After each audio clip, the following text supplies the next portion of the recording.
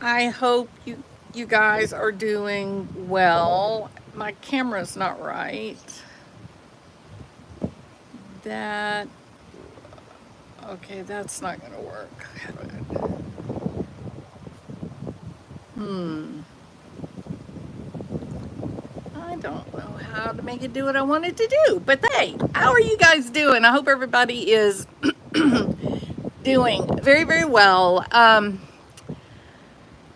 If I look like I'm just kicking back and, relaxing, you would be correct because I don't have any more work today.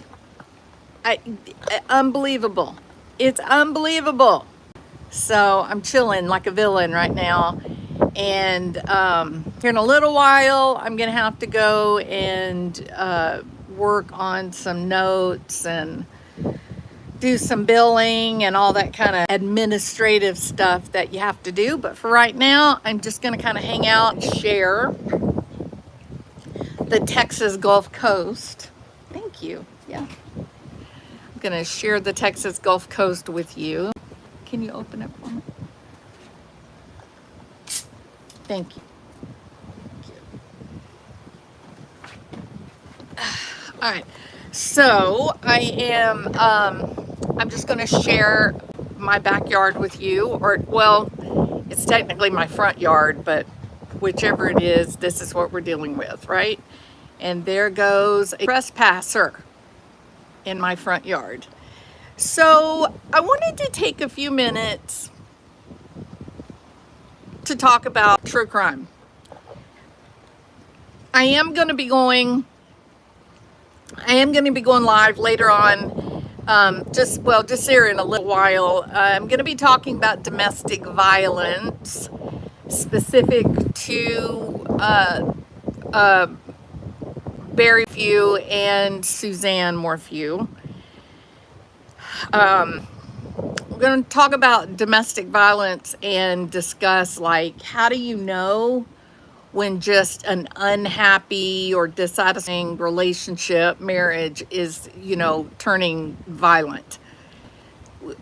I think there's a lot of people that spend so many years in an unhappy marriage where arguments become very frequent, that the argument and the dissatisfaction becomes such a normal part of day-to-day living that you don't even care anymore. You don't even get upset at that the frustrations and the arguments are happening.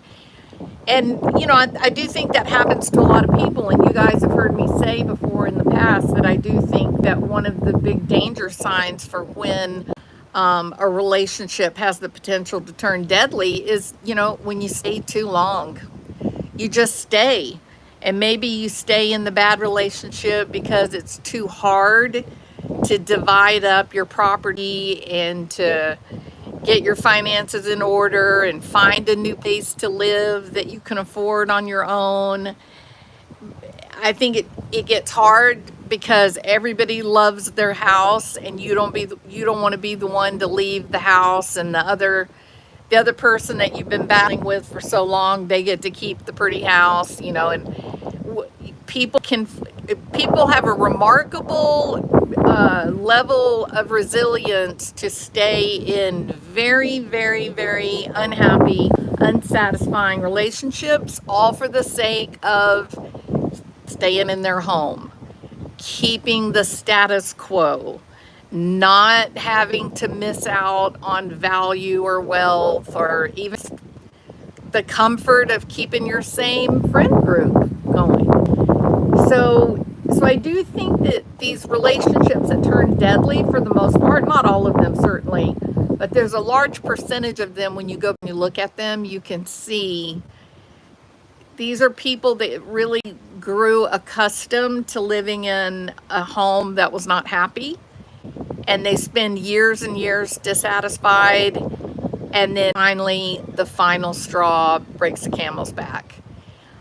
There is a theory called the general strain theory that accounts for people like Barry Morphew and even Travis Decker to some extent, not Chris Watts. Chris Watts has got a different psychological process going on that resulted in him killing his kids and his wife. But specific to Barry Morphew, I think that the general strength theory is absolutely appropriate for explaining what Barry experienced that led him to the point of no return. Barry he's got a lot of childhood things with his dad, and his dad was acting out his own problems onto Barry and the daughter, the sisters. But those types of early childhood things, that's what results in the personality disorder, right? The early violations, the poor attachment, things like that results in problems like narcissistic personality disorder, antisocial personality disorder, and such. But then adult problems, new traumas that crop up in the most recent years, those are kind of the things that exert enough power and force that the personality disorder gets expressed. And I think Barry came on the stage into the marriage with Suzanne, I think, fighting the very real limitations or influence of narcissistic personality disorder.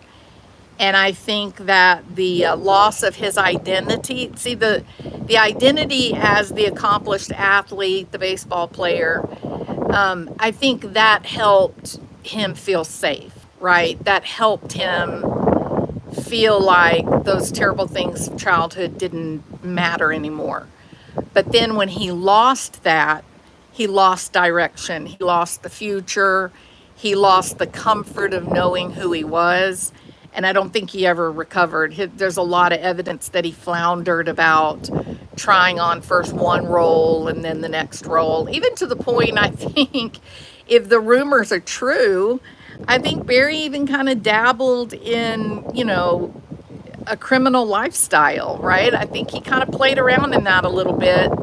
Ultimately, he fell back on his childhood hobby.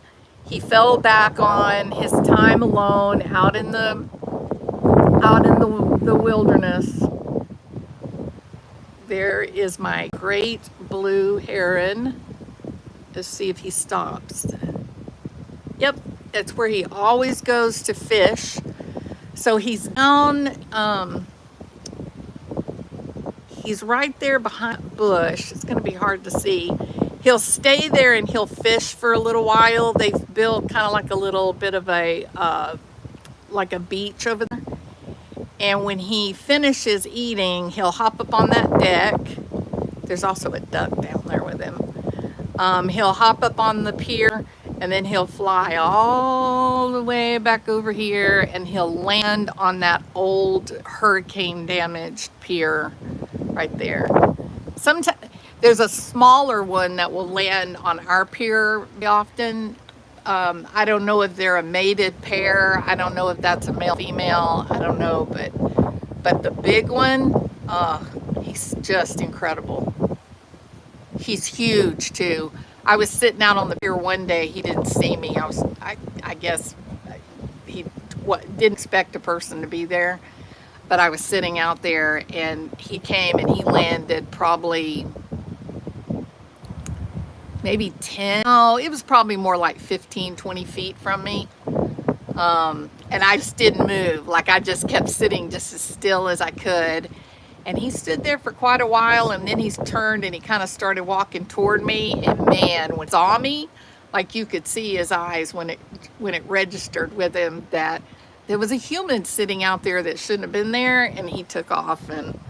But I could really see how big he was, on that day. So if he finishes feeding by the time I get done with this, we'll be able to watch him come back over here. And I don't know why he comes back over. Sometimes he'll go out to that little, where is it?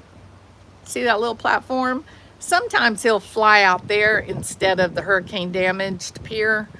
But yeah, he'll eat and then he'll go to one of those two places and spend about 30 minutes kind of hanging out and grooming himself and digesting, and then he takes off again, I guess, back to his nest would be my guess. All right, so back on to Barry Morphew. So I think that, Barry kind of fumbled about looking for identity, and he just struggled dramatically. There's lots of tales of Barry being so overwrought, overcome physically, that he would just break down weeping in public. Didn't seem to care that people were there because he was so overwhelmed. That's a mark of a man that's hanging on too tight. He's holding on way too tight. So, so in general, strain theory, narcissism, the mask that's used to hide the early childhood damages and insecure attachment,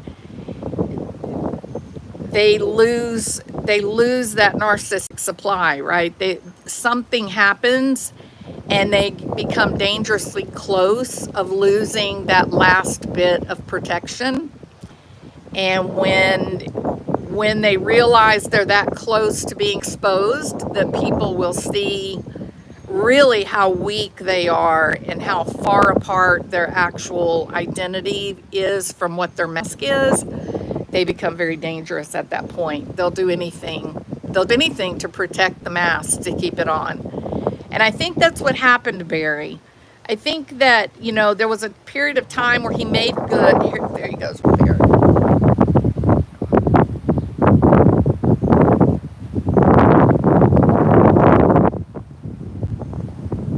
He's so beautiful. It's hard to see him once he's out there, but he's there. He'll stay out there for a little while. He's digesting and preening. I gotta tell y'all, I'm not gonna lie, I love my backyard. There is a lot of life here where I live. Okay, so Barry, I think that he was doing pretty well when he was the father of a young family. I think he got a lot of identity and felt very, very safe when he was with the young girls and with Suzanne. He was building up his companies. I think all of those things sort of became like his new identity, but he just couldn't fully embrace it. And then when the girls started leaving and going to college, I think he was in crisis at that point. That identity that he needed so badly, that after he lost his identity as an athlete, Suzanne and the girls gave him, he only knew who he was through Suzanne and the girls, right? Suzanne's sister talks about Barry being so kind and loving to the girls and to Suzanne, and that's really who he believed that it's who he wanted to be. It's who he was trying to be. There goes the heron. Oh, he's still fishing. He just landed. There he is.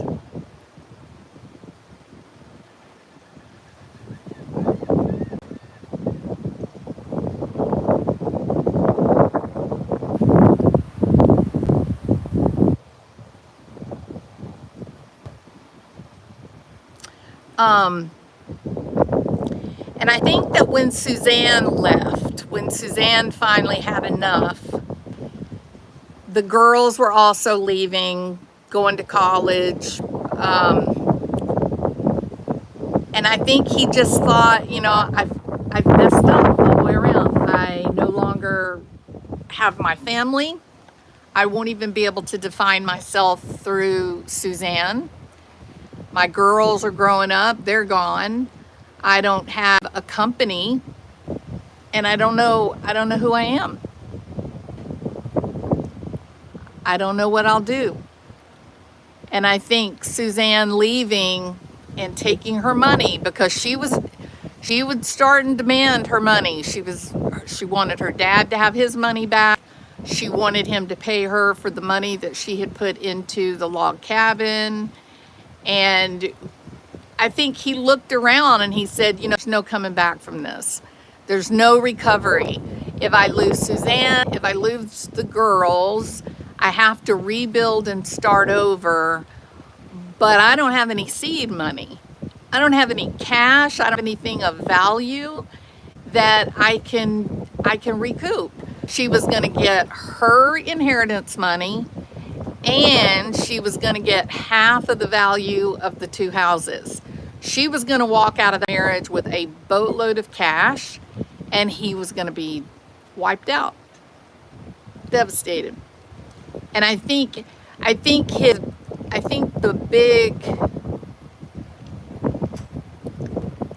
big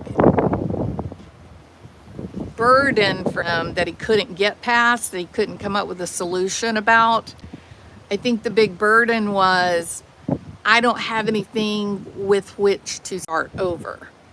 I won't have a nest egg of money because Suzanne's going to get half the values of the houses, and she's going to get all that inheritance money. Oh, I was trying to show y'all the pelicans, but I can't find them in the camera. And that made him snap, I think. I think that changed him, and that was the narcissistic injury. You know, he was in meltdown, and he was just, at that point, he's grappling for survival. He was trying to figure out how to survive, and in his way, because of the religious influences that he had, I think that he justified it in his head, that he was acting as an agent of God's will, and that she had destroyed her family, and that this was a rightful punishment, that she would die. And the family, he and the girls, would be spared the humiliation, and the big one was he would have seed money. He would have a foundation from which to move forward and to rebuild. And the really messed up part of it, I can see, my imagination, I can see where he could justify it all to his daughters like that. That he might play on their sympathies and say, you know, I was betrayed. You were betrayed. We were betrayed by Suzanne, and we didn't deserve this. And I need your forgiveness because I reacted horribly. And I need you to understand how bad everything was. And believe it or not, it's not that hard. It's not that hard of a theory to embrace. I can see it. It's about one of the most tragic tales. You know what I mean? Because if there's not some kind of story like that, then how do you explain what happened? It's definitely premeditated, right? Like, we know it was premeditated. So if we know it was premeditated, then how else do you explain the fact that he would have to be a psychopath to alienate himself, to turn Suzanne into an object that he was able to exact a terrible action on for his own self-needs? I don't think in any way was this about jealousy. I think that is absolutely the wrong, I think that is it's a predictable, simplistic explanation of what I think was an incredibly complicated process. And the fact that, according to rumor, I know this firsthand to be true, according to rumor, Barry liked cocaine. Well, if you're using cocaine, if you're using stimulants, the idea of being able to plot out the death of someone that you feel like deserves biblical correction, punishment for the sins, those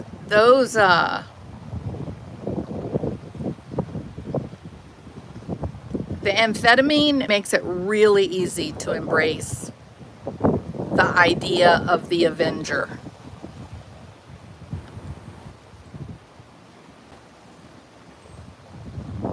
So that's where I am with the Morphew mess. I think he did it. It was a general strain theory with a narcissistic personality disorder. And he was terrified because he had no place, no way to rebuild. That he was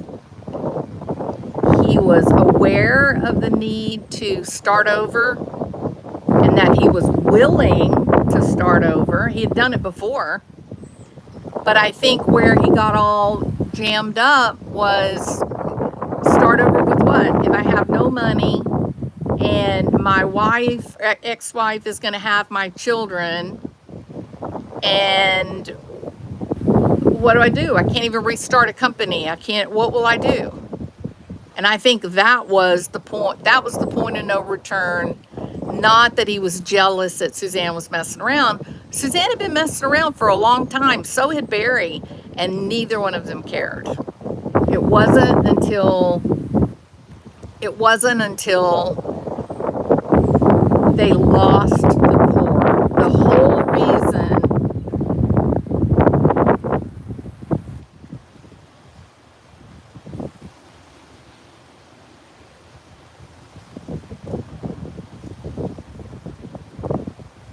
The whole reason to stay married in a really bad marriage had been the family. The family, the family, the family.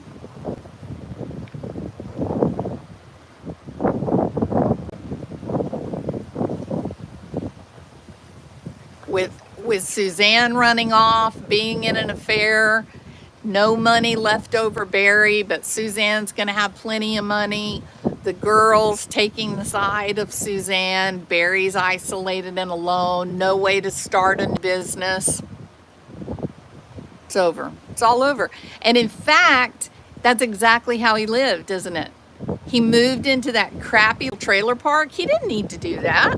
He didn't need to move into that terrible, awful little trailer park. He had money. Why did he do that? Because he gave up. He killed her, all right, but it didn't turn out nice and clean like he thought.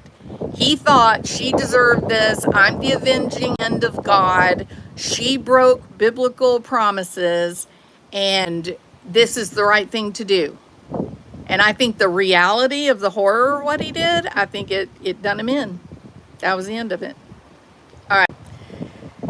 So I agree, not jealousy. It was many other things. Yeah, it wasn't simple jealousy. There were plenty of stages for him to act out the jealousy. It wasn't the jealousy. He didn't care. He was already spending the night with Shona. He was already spending the night with her in Salida. In fact, they got a house together in Salida before Suzanne went missing.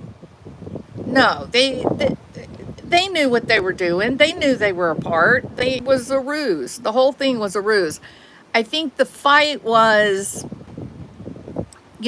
money, wealth, the lost identity of the family, who gets what. I think it was just too much for Barry. Because after he lost his identity as an athlete, I think he struggled really, really hard to find the new identity that he fully believed and embraced. And he threw himself into the identity of perfect father, perfect family man. And then the kids grew up. Now what does a family man do when there's no little kids around? And that was the beginning. And Suzanne was having an affair. She had left the marriage.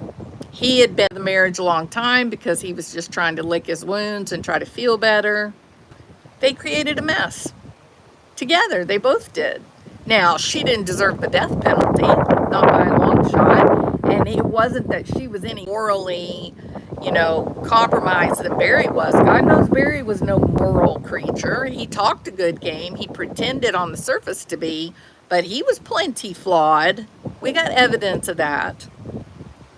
So no, wasn't a simple jealousy. No, it's really complicated. It was a very complicated process, and I think that he justified his behavior, the execution of his wife. I think 100% justified it as she violated sacred marriage promises, and this is what God wants me to do as a pious Christian man. I do think it got that weird with the help of the cocaine, if that in fact is true. Chris Watts was nothing like that. Chris Watts was out of his mind, freaked out when he killed them. He didn't know what he was doing. Same thing, Travis Decker, same thing. He knew what he was going to do. He didn't see any other way than to do it. Just like the woman that ended the life of her twins because the judge ordered that the twins had to go to visitation, and she believed that her twins were being SA'd by the father. And rather than allow that to happen, she calmly and methodically ended all three of their lives, the twins and herself. I think that's what happened with B. I think he just justified something that was insane. And after it was over with, he knew that it was insane. It's a really, really terrible, tragic tale, All right, so thank you guys for listening to me ramble while I'm, sitting here enjoying some fresh air. It's not very often that I'm have a free afternoon like this. I just feel great that I don't have to work. So I am going to do the domestic violence video to kind of superimpose that information on, onto the story of Suzanne and Barry Morphew. The thing specifically that I'm going to talk about, the domestic violence, not, what are the signs of domestic violence, because that's been done and overdone. I'm going to go a little bit deeper into the factors that would determine when a situation goes from being dissatisfying and abusive to actually being dangerous. When do you know that you are in danger of violence? And that's how we're going to approach it. And Jeff Libler, he is probably a horribly weak person who has not had a moment of peace since Suzanne died. He's probably eaten up with guilt, would be my guess. All right. You guys have a wonderful afternoon. And there's old Felix. Hey, buddy. Hi, Felix. Kitty, kitty, kitty. Felix, look at me. He says, no, Mom. Feefers. Do you know the camera's on, Felix? Felix is a big old boy. He's a big boy. He's a big old kitty cat. Yes, he is. His job is to catch mice, and he's a great mouse catcher. You can also see he's a very fine athlete. He has no fear of heights at all. And he makes me very nervous when he walks on the edge. Life on the edge with old Felix. All right, you guys. Y'all have a wonderful afternoon. Thank you for being here and listening to me run my mouth. Please listen to my song that I put up. I love my song. Listen to the song. Give it a thumbs up. And I'm going to play it later on when I go live, okay? So you guys have a wonderful afternoon. Thank you so much for being here. Talk to you.